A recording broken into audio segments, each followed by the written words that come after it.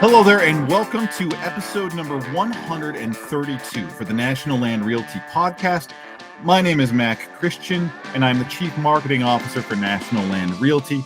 I will be your host yet again for this episode, for the 132nd episode. Now, I'm going to start this out with a phrase, Sika deer boom. And what that sounds like is probably the intro to a really interesting pop song.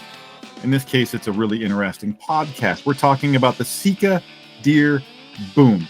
Say it with me, Sika deer boom, Sika deer boom. See what I mean? You could definitely start a song out with that. I also guarantee that it's a lot more fun for me to say that over and over than it is for you to listen to that over and over. So let's start out with the description of this podcast episode. We're talking about Maryland's booming Sika deer population and how it is transforming the hunting land market in Maryland, and how it's creating lucrative opportunities for landowners who are looking to sell previously unvaluable land. Originally, this deer, Sika deer, was native to Eastern Asia and was introduced by Clement Henry to Maryland. 5 deer were put on an island, and they didn't think that these deer could swim. That's where mistakes were made. Now they have an expanding range, which has turned a once overlooked property area into a highly valuable hunting land area.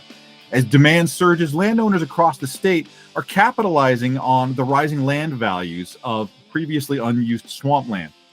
Expert land real estate agents Sue Hudson and Doug Williams from National Land Realty, who specialize in helping landowners in this particular type of land, will discuss this today as today's topic.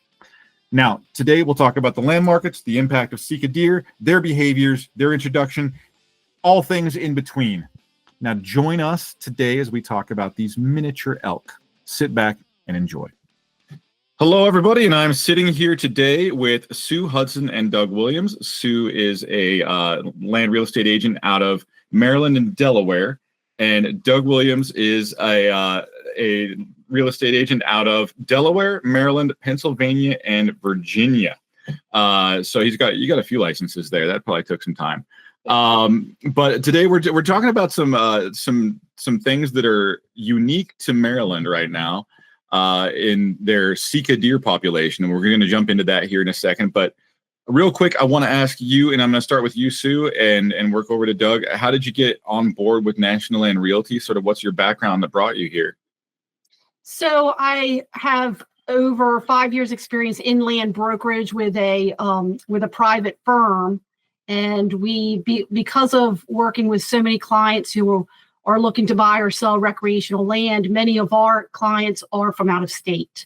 And listening to their needs over the years, Doug and I both realized that we needed to be able to provide some services that National Land Realty had built into the brokerage already. And we thought our clients would benefit from those services. And so we made the change. Awesome. And Doug, how about you? Yeah, after spending 30 plus years in the civil engineering and surveying business, I jumped ship about 10 years ago into land brokerage. It was probably about 5 years after that when Sue joined us, and it was kind of a rational transition. The clientele base was already there, plenty of years of making contacts and reaching out to landowners. And we made the jump for me in 2015, 2016. And about 2 years ago, we started seeing there was a need for for much better support and a better platform. And started exploring, which led us into this past winter, I guess, beginning of winter, making the jump to NLR. Awesome. And so both come from real estate backgrounds. Both have been working with land for years. This is not a new thing for y'all, and you've been in this game for a while. Tell me, what about being in the industry? Did you work in a previous industry before besides land real estate? I did not. I do not have a background that would indicate that why I'm here today. It was not like a seamless transition like Doug was surveying. It made sense that he would go into land brokerage. Yeah. So, but the things that we do in land brokerage with working with people face to face or via technology, the support that we provide, like the customer service type support, all of those things that are a part of our job are things that I used in my previous career. So for me, that was a seamless transition. And tell us a little bit about just Maryland, the area that you work. And I mean, obviously, both of you are in like 15 different states, but there's a generalized area. Just to give any listeners an idea of sort of the landscape there, especially, anybody that's not up in, the Northeast, tell us, or do you consider it Northeast? Am I speaking wrong? I think Mid-Atlantic is Mid-Atlantic. Okay. Yep. I think it's kind of unique, especially from a recreational, outdoorsy type perspective. It's honestly kind of the Eastern Shore. We call it Delmarva. So that's Delaware, the Eastern Shore of Maryland, and the Eastern Shore of Virginia, which Accomack and Northampton counties, those two counties in Virginia on a lot of maps don't even show up. They show all the mainland. But the acronym for that is Delmarva. It's unique. It's very similar to probably the Midwest, getting into the corn and bean belt. We've got a fair amount of ag. We just don't have the topography. Wycomico County, the county I'm in right now, highest elevation above sea level is just under 100 feet. Are you serious? Yeah, with the vast majority of it in the 30 to 40 foot range. We've got the Chesapeake Bay on one side, Atlantic Ocean on the other. You're no more than a half hour from big water, no matter where you are on the peninsula. And I think that combined with good soils, there's a good ag production basis here. That leads into, just like the Midwest with deer, especially with whitetail, even the Sika deer, having a real good nutritional source for them. There's two sides to it. A lot of farmers kind of get disappointed with the amount of deer and the amount of crop damage. But it's interesting. So I tell everybody, you can come down and in October, you can get up in the morning, go deer hunt, and quit midday, go jump on a boat and go fish. It's a interesting place. It's flat, no topography. So, but it's cast and blast capable, is what I hear. Yes. Yeah. Okay, there's some appeal there in that for me. I get that. Then. I like that term. I'm going to have to remember that one. Yeah, so we say that the jet boaters and the rafters around here have those. We have little cast and blasts. So those are good days. Usually it's chucker and fishing. So the deer's it happens. Yeah.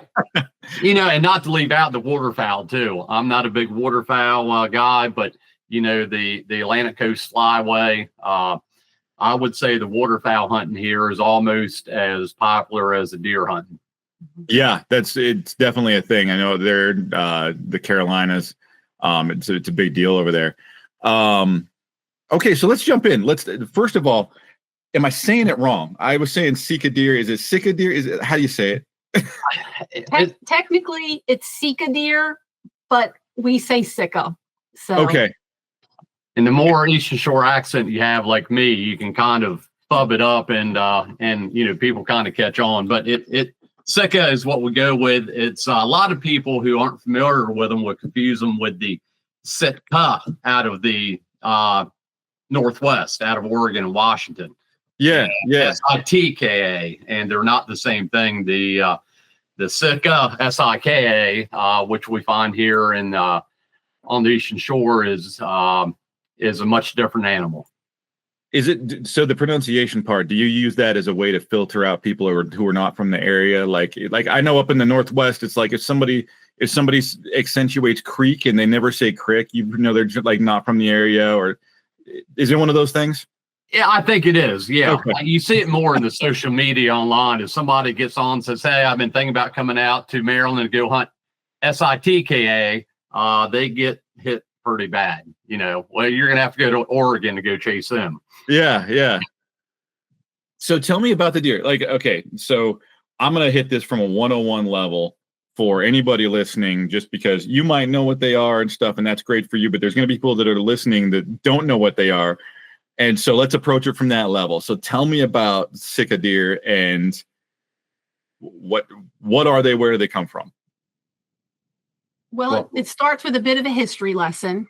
All right. So do you want to describe how they arrived? Yeah, they're actually an invasive species. They were back in the early 1900s.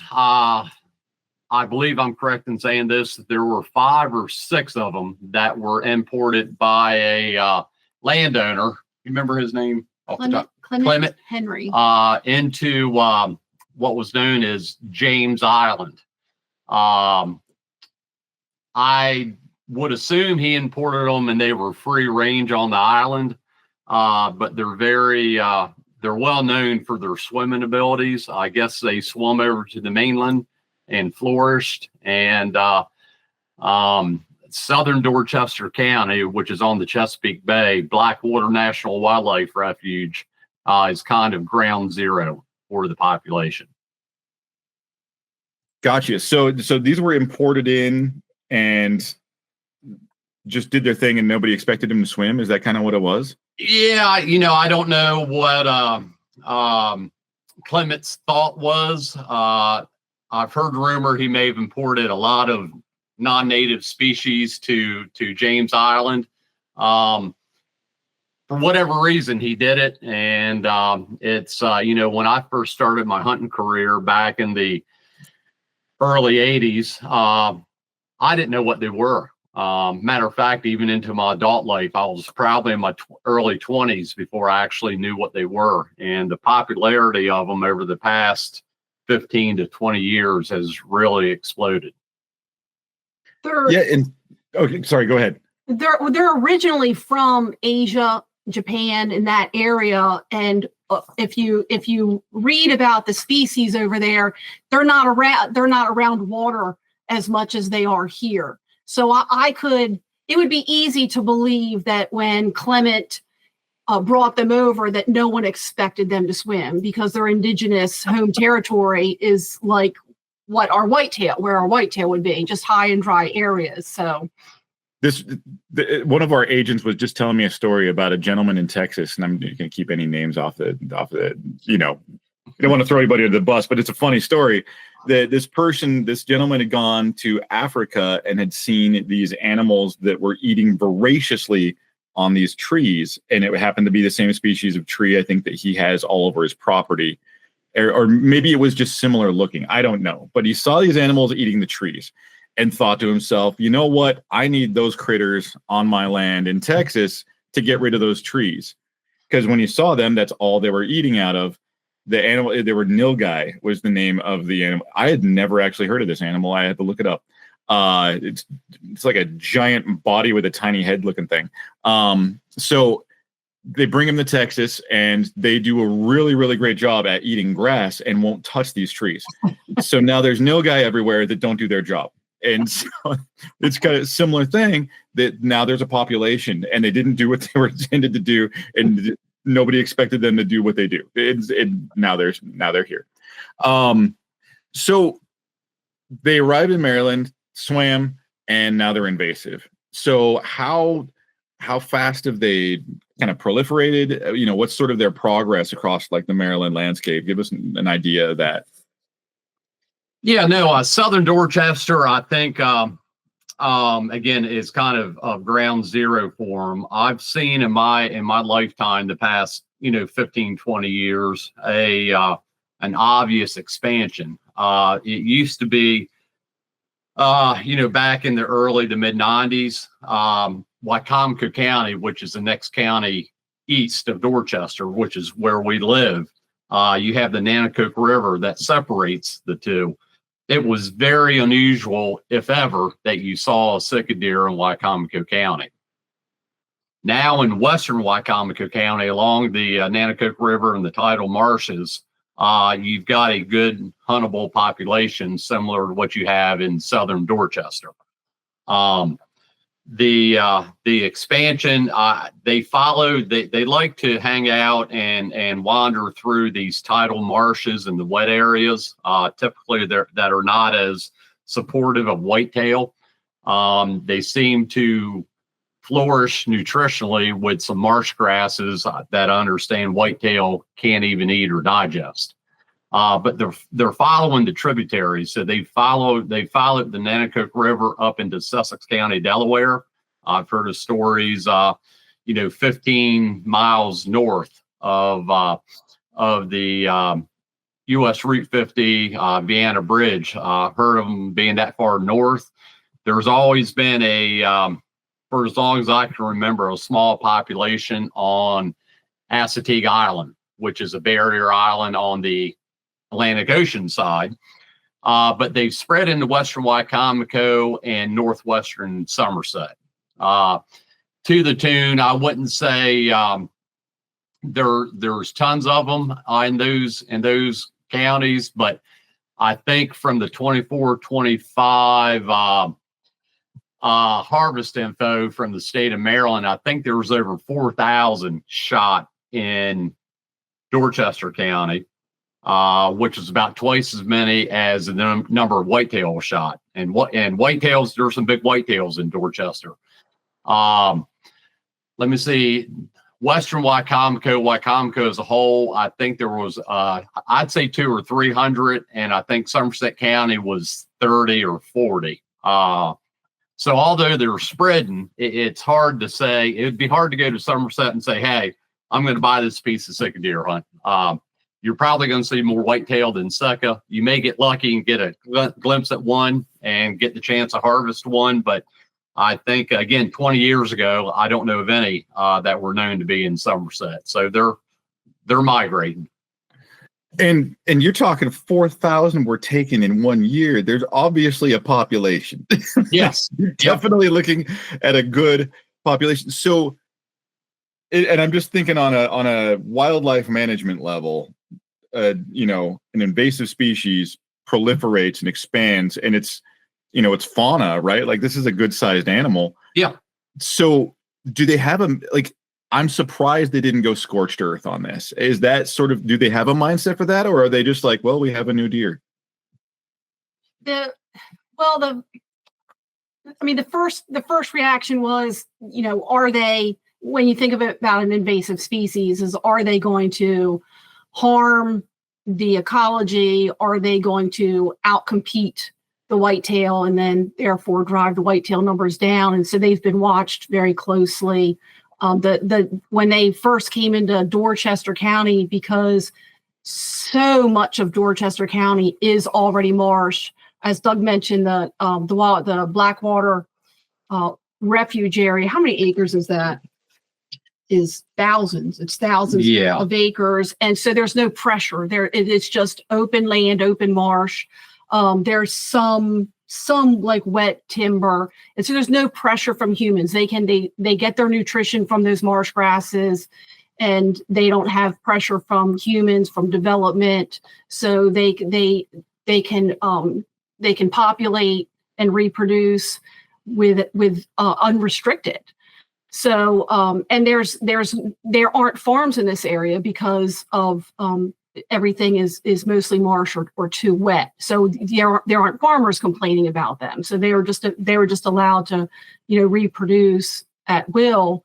And I don't know when DNR started tracking as far as the the harvest. When I was a kid, I don't know. I believe, don't quote me on this, Mac, but I believe I don't think there were any bag limits when I was younger that I remember. I believe the state standpoint has become, instead of eradication, let's manage the number. That you're allowed 3 Sika deer per season. With all weapons combined. So you can take 2 hinds and 1 stag.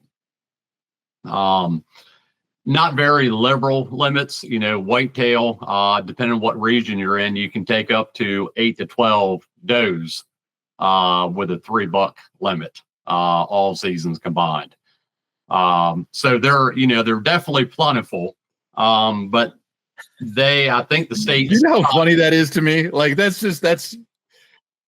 unreal to me. Because I keep on talking to people that talk about hunting out west. Like, I've always dreamed about hunting Colorado. I've always dreamt about hunting Wyoming. It's like, you got to know that I'm stoked if I see one. Like, and you all can take a dozen. We don't have trouble seeing them. It's just seeing the one you want. So unfortunate. Right. The one you've been tracking on camera, it's, because they disappear as soon as hunt season starts. Yeah. No, I get a kick out of it. That's great. Here it is. I just looked it up for last year, 2024, 2025, which ended in the end of January. Archery, you could take up to 15 does. 15? Antlerless. Muzzleloader up to 10, and during gun season up to 10. Whitetail. I would never buy beef. We don't. Yeah. That's amazing. Well, okay. So again, but back to the Sika. I'm trying to just process what I just heard, because whenever I talk to somebody, it's like, we can take 4, and that seems amazing to me. You guys can take 12. 15. And we still have in certain areas, we still have a deer density population, and the amount of crop damage that both Sika and whitetail can do to the ag crops, it's mind-boggling in places. Again, it's a very touchy situation between the hunting community and farmers locally. Right. Some farmers think that all deer, including Sika, are a nuisance and should be eliminated. And just be shot on site and left in the field. Yes. And you've got other farmers, landowners who practice QDMA management. Again, I see both sides of it. You try not to get involved. I've been personally involved in farming. I've seen the damage they can do, and I hear stories of farmers shooting crop damage over the year, shooting 40 or 50 whitetail on a field, and going back in that following fall to hunt more deer than they can shoot at. So, yeah. So tell me a little bit about how the Sika deer are being managed in your area. It's mostly just handled through hunting, or is there anything else that they're doing? No, I think it's strictly through the hunting season. So the Sika season coincides with the whitetail season as far as the DNR seasons. The interesting thing about the Sika is it's actually a miniature elk, and the stags, the males, they bugle, and the hinds, the females, the Sika, I think, is very vocal. Matter of fact, the first time I ever heard a stag bugle, I was part of a survey crew, probably back early 90s. We were surveying a couple of 1,000 acres down in southern Dorchester that the feds were buying and adding to Blackwater National Wildlife Refuge. The Sika their rut is pretty much the middle of October, which is about 3 to 4 weeks ahead of what the whitetail rut is locally. Okay. And the stags are very vocal. They will bugle, and you can hear them from, a mile or two away across the marsh. Anyhow, good buddy of mine, who's still a good friend of mine, also a licensed surveyor now, we were on a survey crew down in, one of these late summer, early September hot days, heat index up around 100. And back in the middle of what I call salt pine, small stunted pine trees where saltwater intrusion has stunted their growth, Phragmites were cut in line, and we heard this god awful. We both thought it was a woman screaming, and we looked at each other, and basically said, "That's it, we're out of here." We hopped on the actually it was a trike ATV back then and one quad, and we boogied out and thought, man, somebody just got killed out there on that marsh. It was a stag bugling, and it was the first time I'd ever heard it. I would say probably around 91, 92. You gotta now. I gotta Hey. wait a minute. No, he's like, There's I'm one. excited about seeing you.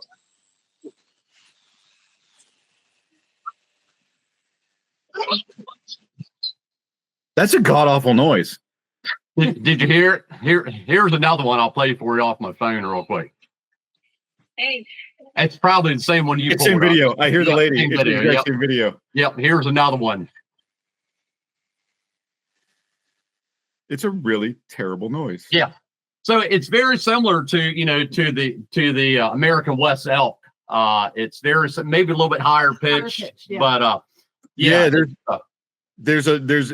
when you said it was a miniature elk, I was like, oh, it's just going to be like an elk, but on helium. Like, but it, it's a little bit more higher pitched, but it's like a little people elk, but it's not. It is a, I would think that was a person also screaming in the woods. Like say, my buddy and I looked at each other and we're like, we're done. We're out of here. We're not going back. Of course, we got back to the office, told the boss, what we'd heard. And he just looked at us, shook his head, said it was a Sika deer. I'm like, what's a Sika deer? You mean no, not a whitetail. And of course, that was kind of my first introduction to it. I don't know that we believed him. We thought he was just pulling our legs so we'd go back and finish up the job the following day. But it was, that was my first introduction to him. And, because it doesn't sound right. If somebody says that in the area, you're like, oh yeah, no, that's funny. I just got done hunting Ewoks as well. So don't worry about that. Like, and they're a very small deer or elk. A big stag will be 90 to 100 pounds. Okay. Most of the hinds, 60 to 70 pounds. As far as a trophy stag, I think, plus whitetail, if you get a 60 to 65 inch Sika, you're on the board. Gotcha. So this is kind of a pronghorn kind of thing. Yeah. Yep. So I was going to ask you, like, how do you hunt them? Like, is this like a tree stand it just like you do deer out there? And I'm assuming a lot of it's tree stand out there, but fill me in.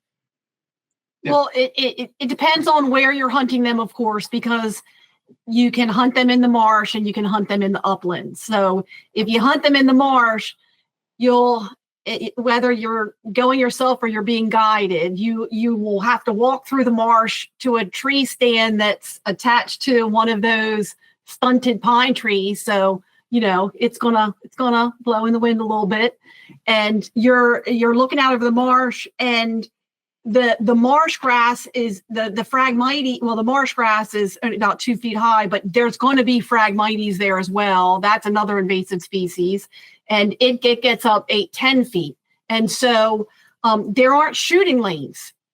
You can hear them walking. They're there, but you can't see more than 5 to 10 feet. And that's not because of the light, it's because of the frag. So you can hear them around you, but you can't see them. So it's definitely is a challenge. And I think, it's one of the reasons that when someone does shoot themselves a nice stag, that they're so celebratory. And then the uplands, it's the same. Like Sue said, a lot of it out on the marsh, southern Dorchester, you'll be a ladder stand or a box stand. The box is out on the marsh, and you've got a wide 360 view. The thing is, they don't stand very tall. So even the small marsh grasses that are 2 feet tall, you may just see the head going across the marsh. But they move up into some of the upland timber also. So that type of hunting is very similar to whitetail, ladder stand, lock-ons, boxes in the woods. They're very receptive to baiting. Depending on what side of the aisle you stand on baiting, Maryland does allow it for both whitetail and Sika. So there are guys who will haul thousands of pounds of corn out and alfalfa. We actually got guys now taking troughs out and putting alfalfa straw in and feeding them. They're the private landowners, and when Yeah. you walk their property, it smells like a barnyard. It's a little more agriculture than it is hunting at that point. But they are very they're almost predictable. The guys who put feeders up on a timer, they will hear the corn hitting the side of the feeder, and they'll come running. Now don't take it wrong. It's not that easy to hunt them, especially a good stag. They can be a bit smarter than that. But there's plenty of people who still live full time in Southern Dorchester.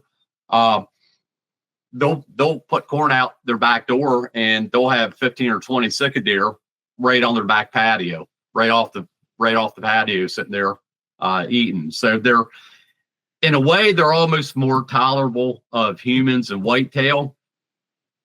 That is till you go to hunt them, and it's the second you get in the stand, it's almost like, well, screw it, he's trying to kill us, we're not going to give him the pleasure.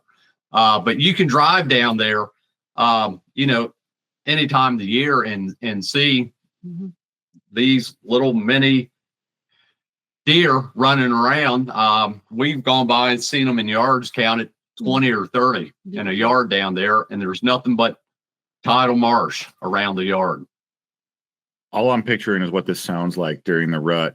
Like, oh, it's crazy. It's wonderful. Yeah, you can, even the farm I hunt on about 1,000 acres right outside of Hebron, Maryland. We're probably, as a crow flies from the Nanticoke River, I'm going to say 8 miles, 10 miles. The landowner, I think it was 2012 when he shot the first Sika off that farm.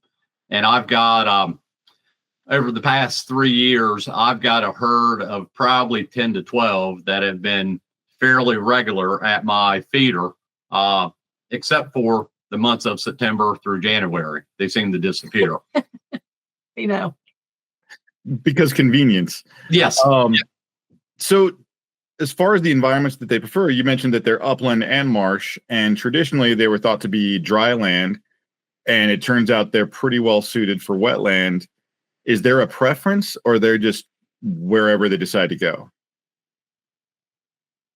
You want to jump? Want me to? Well, I mean, they do seem to prefer the wetter areas. So it seems like, I mean, we don't have tracking devices on the ones where we hunt, and track them on camera. But it seems like, when it does get dry in the summer, it does seem like they tend to migrate where the water is. On the farm dug hunts, there's impoundments and things where it does stay wet, and it seems like their range closes down to the wet areas. But once harvest, they do like to eat out of those fields. I mean, they discovered that corn and soybean are little tasty treats, and so if that food source is there, I guess it's like any other animal. If the food source is there, they will come. What have you noticed? Yeah, I mean, same thing. They tend to prefer the tidal marshes and I don't want to say swampy, but the wet timberland areas of standing timber. Of course, you say that, and Assateague Island has them. Of course, you've got tidal marshes on Assateague Island on the bay side, but the dune lines is all very sandy. I still think they prefer, again, personal opinion, they prefer and they bid during the daytime in the wetter marshy areas, and then at nighttime they'll travel to get to food sources. Not unlike whitetail, right? But ironically, too, again, I think there's certain vegetation on the marsh that Sika have adapted and find nutritional value in that the whitetail do not. Gotcha. So I want to go into land. Okay. I want to venture into an area that you're the experts on. The market, has this produced a marketplace? Yeah, I think it's what was that show? What was that hunting show called? Meat Eater. Meat Eater. Yeah. Meat Eater did a episode. Oh, did he? Yeah. I'm guessing, Mac, I don't know, 6, 7, maybe 8 years ago. We've watched it on YouTube, and I'd highly recommend anybody that's curious or even wants to learn more about the Sika, go watch that. Meat Eater had a show on it. There's been a few other of the television shows that have also done hunts down there. But yeah, as a rule of thumb, and it's kind of a joke locally, a lot of this tidal marsh that the Sika thrive in, it's god awful to walk. You know, it's you at a minimum on a lot of it need knee boots. Most of the time, waders, just waders. Like full on. There is some marsh you can walk. You know, you can walk. I've walked a mess of marsh in tennis shoes, and there is, believe it or not, different types of marsh. But to get where they are, it can be. It's typically trash land. Is the old term for it, and kind of the saying now is, if it wasn't for the Sika deer, you couldn't give the land away. So I think there's been a tremendous appreciation in values to tracts that have Sika deer, and especially if you have a huntable population of both Sika and whitetail. We can't keep them on market. People are looking, and I think we attended a auction this past weekend. Was it this past weekend or weekend before? Weekend before. 2 weekends ago. It was 100 acres in Dorchester. It wasn't the worst land down there. There were some dry areas on it, but it went for $6,600 an acre, which is approaching ag values. They're wanting a tillable piece of ground on it. So and it was just for the hunting. Yep, simply to hunt Sika deer. Before the Sika became widely known through that show, the Meat Eater episode, the marsh was selling between $350 to $500 an acre if you could sell it. Since that show and the explosion of demand, and a lot, of course, the locals already knew about it. So it's a lot of people coming in from out of state, from the urban areas like the Baltimore, Washington, D.C. corridor, it's Pennsylvania, New York. They would come out of state, and they couldn't, after seeing that show, they just couldn't get enough of it. They tell their friends couldn't get enough of it. So a lot of out of state tags are sold, which of course cost more than in-state tags. And that's what drove up the prices. People just love it. And in September and October, when the stags are bugling and you're sitting in that stand in the marsh and it's still 80 degrees out with mosquitoes the size that could carry you away, that's a love for Sika right there, that the hunters are so willing to do that. I don't have that mental picture of Maryland, of just like marshy and mosquitoes everywhere, but now I'm sort of terrified of it. Mac, the big mosquitoes they're called tiger mosquitoes. When I tell you they're as big as two of my thumbs together, I'm not lying. I've got the mosquito netting, when I happen to actually give in and go warm season, early season hunting, it's still hot, I wear. Surveying, we would wear them. The tiger mosquitoes will bite you right through the mosquito netting. You're kidding me. No, and I'm not kidding you. If you don't have that on, or have a thermocell, or both of them, you literally get eaten alive in the stand on the edge of the marsh at that half hour before dark. It's just unbearable. On the same job I was telling you about the first time I heard one bugle, we used to have what we called field books surveying. They were orange books, 8 inches high, like 5.5, 6 inches wide. We'd keep notes on. And on that job, I took the book and slammed it shut in front of my face, and there was like 18 mosquitoes in that book. So that's if you're going to hunt the Sika rut in Maryland in October, you better be prepared to deal with the mosquitoes. The flies can be bad in September. You've got mayflies, horse flies, not to mention the ground assault you get from ticks and jiggers. It's more than a notion. Are you just trying to keep out-of-staters from hunting your No, land? no. Because I They feel don't like care. that's what's going on. I feel They like this don't is one of those like, nah, you don't want to come on around here. Heck, I tell everybody I dealt with the ticks, mosquitoes, the spiders, the snakes, and mosquitoes my whole life surveying. I've gotten to the point. It's a joke between Sue and I. You know, if it's not $1 million property, I'm not walking it between May and September. I'm just not going. And that I'm joking, of course, but it's just, yeah, summertime around here in the right areas, it can be hell on earth. It's just, it's unforgiving. See, I come from an area with a lot of mosquitoes and ticks and chiggers and stuff. Like, I mean, I'm pretty used to those things. The stuff that gets me are the poisonous snake areas. We got copperheads and coral snake, whatever it is, and pit viper. Those are the places that I won't even go outside. Yep. I don't like it. I've been to Maine. I've been to Nebraska. I went to Maine. My buddy dropped me off one day. I did walking all day in the snow, went across the creek, came back, turned around 20 minutes later, came back across the same creek. And on top of my footprints was a bear track. Oh, yeah. And I happens all the thought, the hell with this. All I want to do is go back home where I'm on top of the food chain. I didn't like being up there. Everyone And has again- their own thing. Like when I go out, I'm not like, because we have wolves, bears, cougars are all around here. I've had them track me. I've had them follow me and run into them a few times, hunted all of them. Nothing even phases me with those. But you get me near a slithery thing that'll poke me and poison me, and I know I'm not even getting out of the car. And it's like, and then you got people that work with us that'll go, and then they live down there, and they're like, I don't even understand what you're scared of. And I'm like, every twig on the ground is what I'm scared of. Everyone that's not used to their sort of, like your bug populations sound terrifying to me. So Yeah. it's like,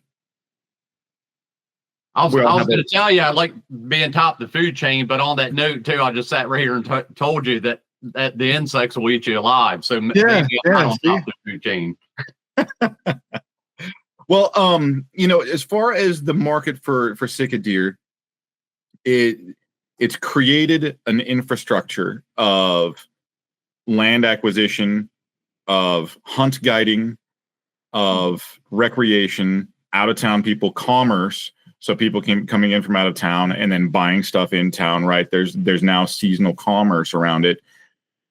Does it look like it is increasing in nature, or is it sort of like we've reached peak Sika deer enthusiasm?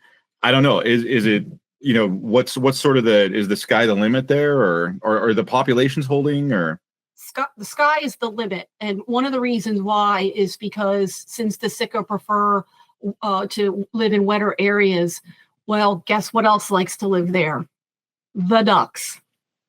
So if there's we've sold Sika properties that are completely timbered, and we've sold Sika properties that are completely wide open marsh, and we've sold properties that are both. And for properties that have enough water that the ducks are there, a buyer will sign their name to the check and you can fill it out and sell for however much you want. To be able to hunt both, hunters go crazy if they have the opportunity to be able to hunt both on the same land. Yeah, that makes sense though. I mean, because it's a premium value at that point. Yeah. Right. And this is property that is not buildable. It may have a right of way access. You're never going to have electrical on the property. You're not going to have anything. You're not going to have any of those amenities. It is just strictly wet land, and always wear your waders, and they don't care. They don't care. It's a really unique use case as far as like, an animal came in and made this land that was normally, like you said, couldn't give it away. And now it's created an extreme value out of it. But it's also fortunate that you two are working in that area. Yeah. Mac, in my opinion on it, I think in its simplest form, it boils down to the old supply and demand concept. There's just a lot of demand. A lot of people want to have their own little piece of Sika ground. I've got a good friend of mine who's making a killing right now selling 4 and 5 acre tracts. That's a neat thing with Sika. You can hunt them successfully on small tracts. You don't need 50 or 100 acres. So you can make do with that. But I think to Sue's point, if I were that good at predicting the markets, the future, I'd maybe give up brokerage and go spend a couple years up on Wall Street so to make enough money for all of us. I don't think I'm that good. But we can, all we can ever do is look at past performance to try to predict the future. And again, some of the transactions down there in the past 6 months to 9 months, they're eye-opening. It really is. You can't find comps to support the behavior or support the expense, but people are willing to pay it. And Right. Again, like Sue said earlier, when I first got into business 10 years ago, marshland was 350 to 500. If a piece of marsh trade for 800, you were like, wow. Now, if it's got Sika on it, 1,500 to 2,000 and up. That's a good appreciation on that. Yeah. It's hot. I mean, it's higher than that now. We've, was it 2 years ago? I sold like 140 acres. So for, those larger tracts, 50 and above, where you can put that unit price on it, it was for estate purposes, it was appraised at 3,500 an acre. And that's land that in the wintertime during the rainy season, you have to use an Argo to get around it. There's that much water. In the summer, when the mosquitoes can carry you away, you can walk around it, but you're not going to be there. And then that was 2 years ago. And then recently, in the last 6 months, there's been this same type of land down there that's appraised for 4,700 an acre. So that a licensed appraisal, in addition to the comps that we see. And then 2 weeks ago, there was the high and dry ground that went for 6,600. That's crazy. It's crazy. The locals, it does have an impact on the community for many reasons. It does bring in more outsiders, and we all know that the local residents have their own sort of tribal way about them, and when you have new people come in, it can be upsetting to the locals. So that's been something that we try to be very careful about.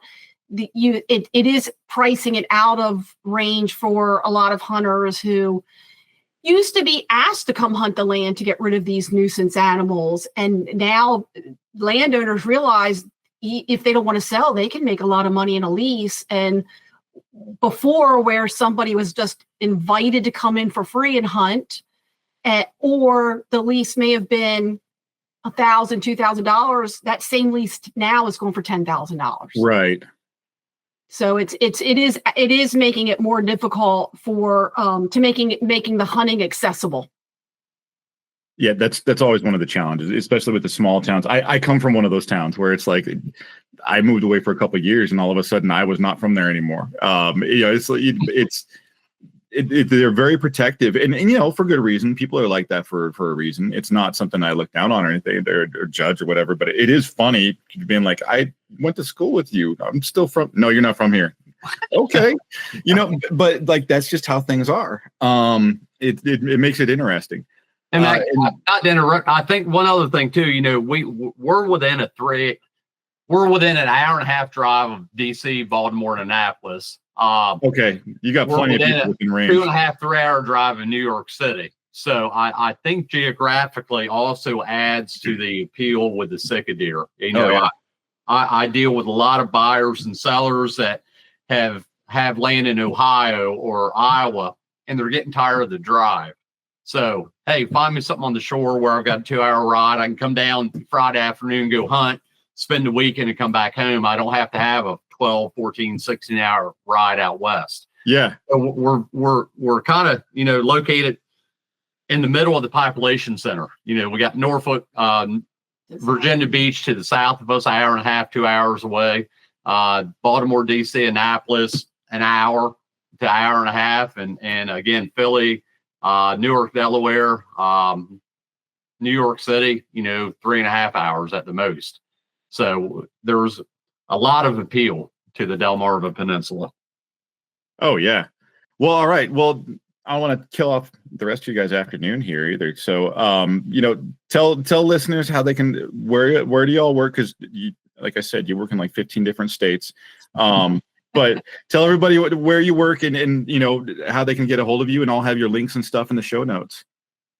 So just to reiterate, I work out of Maryland and Delaware, and you can get a hold of me. Well, at the link, go to the link in my bio. You'll see all of our contact information.